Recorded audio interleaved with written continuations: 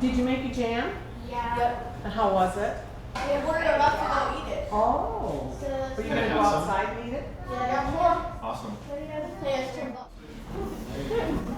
I'm Roxanne Williams-Draper, the director of City Sprouts, the oldest community garden in Omaha, and we teach people to grow fresh, healthy food. One of the things we've discovered is that a lot of our young people have a real disconnect from nature. They don't remember where their food came from, how it's grown. They're so used to eating processed food that they've never really seen a carrot pulled from the ground. So it is very important to teach our youth where their food comes from, how it's grown, and then how to prepare it in a fresh and healthy way. Do you guys know what today's class is called? No. What the theme is? It's called Fairies and Berries. But we get to play in the garden. Yeah. And run around and make some things. Yeah.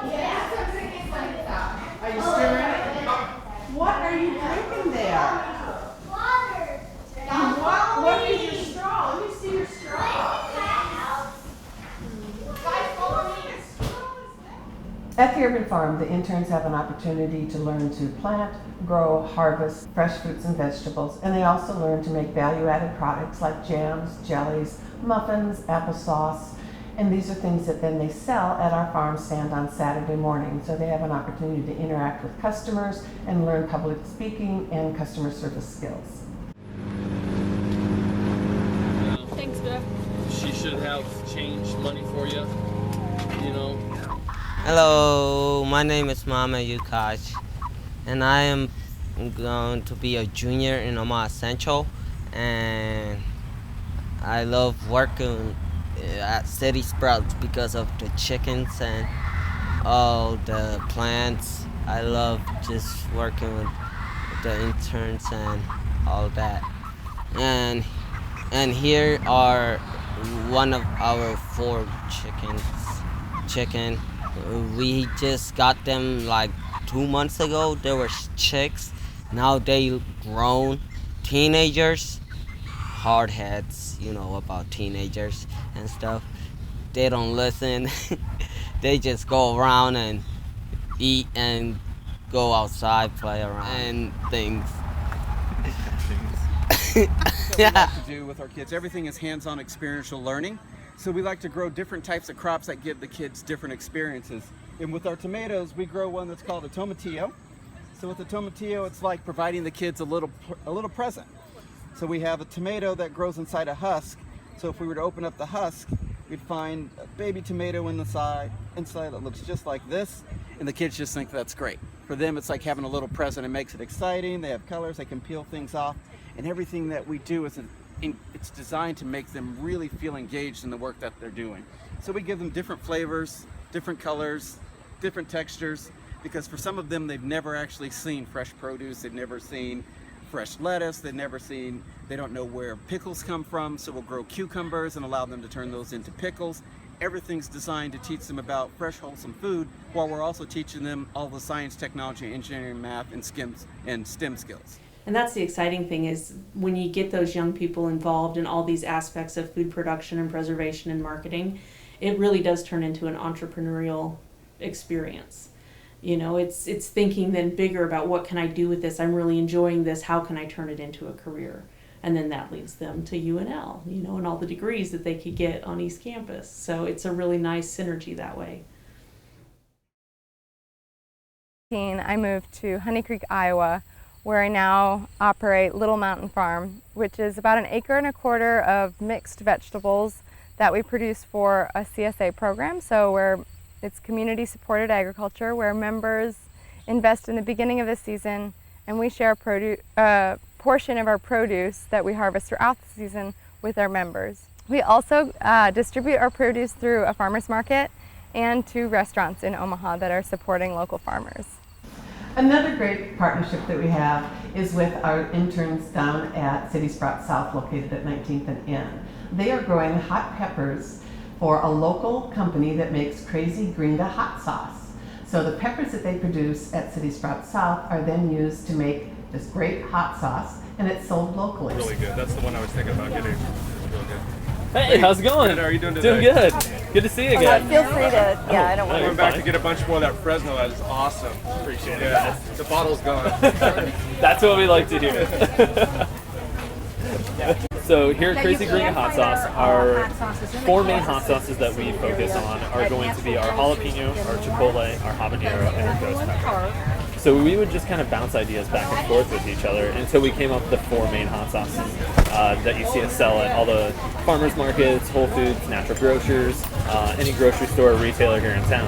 And because of that, my wife and I more or less moved back to Omaha to start this company. And now it's just kind of snowballed into this, hey, we're a local company, but we want to give back to the community. So with us in City Sprouts, the thing that we are focusing on is being a little more hyper-local. With those small batches, it's cooked, bottled, labeled, packaged, done here in town, and all the peppers are grown right here in Omaha as well. Right. It makes people love us, love our hot sauce, and if they love it and they want it, we'll make it. Grow again, that's Southeast Nebraska. We can grow this huge variety of fruits and herbs and vegetables. You can make anything you want. It's a really exciting place to do food product development. So that's the exciting thing about urban agriculture is we get these people who are really thinking outside the box. They're thinking of other things that nobody else is doing right now, and how can I do this? And they're going out and they're watching videos on YouTube, and they're going and visiting producers in surrounding states, and they're bringing that knowledge back to Omaha, and then they're sharing it with others. And that's a really exciting place to be. One thing that makes Whole Foods Market a special place to shop is the unique variety of products that we carry. We carry anything from local produce to small artisan products such as Crazy Gringa Hot Sauce. Currently, about 25% of the produce we carry at Whole Foods Market comes from local suppliers. And anywhere from 10 to 30% of the products on our shelves also come from local suppliers. Those products include Tiny But Mighty popcorn, Sun Sprouts, Suntastic tomatoes, Old Tree Farm kale, Crazy Gringa hot sauce, and Sawmill Hollow Farms aronia berries concentrate and aronia berries. Check them out next time you're in our store. We can grow just about anything in Southeast Nebraska. We've got great soils, great climate, plenty of water. We can raise all different kinds of meat animals. We can produce the food, but can people afford it? And I think that's the big thing in the urban areas is yes, we can help people produce food, but we also have to keep it affordable.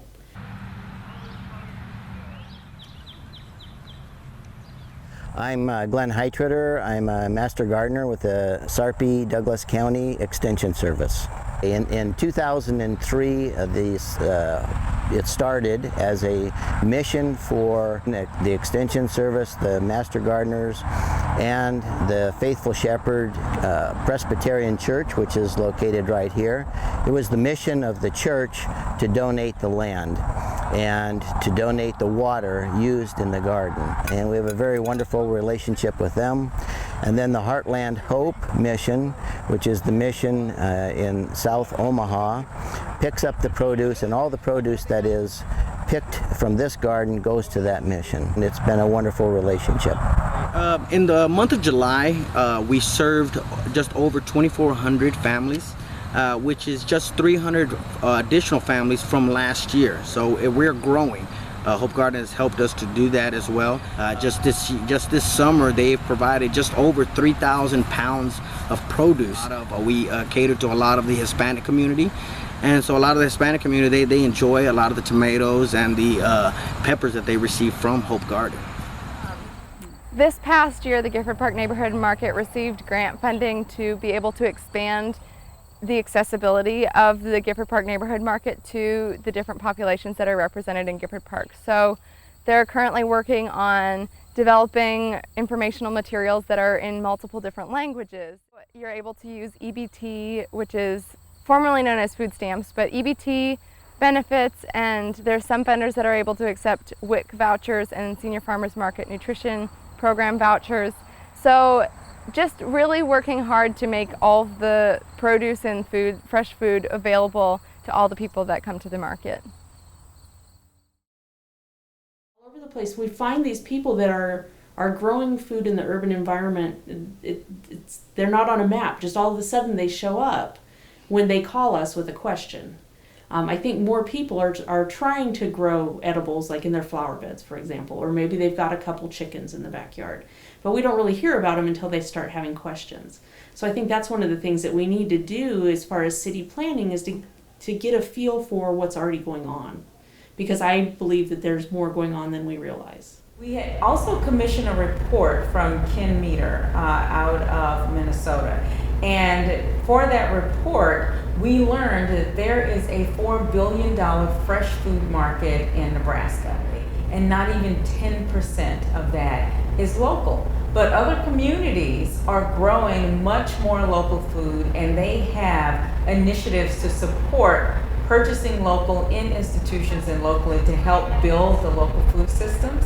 And so those are the things that we wanted to tap into to try to support policy and the active work that needed to happen in order to capitalize on the market that already existed, but also fill those gaps that we saw around the lack of food access and the lack of people being able to get the kind of food they wanted when they wanted, but also to create those jobs and those businesses at the same time. Food is a common denominator for all of us. And the policies that are enacted or that are already on the books or that need to be pulled forward will impact all of us in the region. We need everyone at the table contributing in order to make this what we need it to be. We know from research shared through the Heartland 2050 initiative and through PolicyLink that there are concerns around equity, and there are ways that we can make food, housing, transportation, education, employment more equitable among all of our citizens in this region.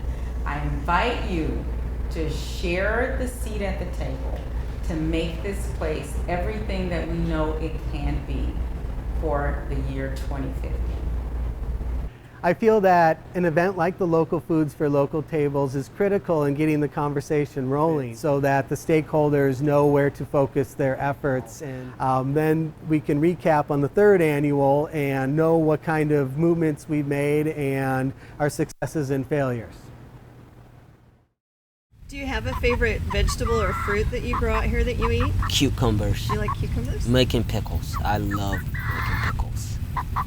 The pickle juice is the best.